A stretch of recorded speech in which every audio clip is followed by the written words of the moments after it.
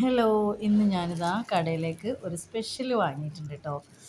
വാങ്ങാൻ എന്താ കാരണം എന്ന് വെച്ചാൽ ഇന്നെൻ്റെ അജു എൻ്റെ കൂടെ ഉണ്ട് കേട്ടോ.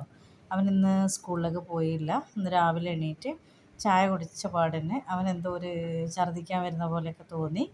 അങ്ങനെ ഒന്ന് ഛർദ്ദിക്കുകയും ചെയ്തു കേട്ടോ. അപ്പോൾ അതാ ആളെ കൈയാണ് ഞാൻ കാണിച്ചു തരുന്നത് കേട്ടോ.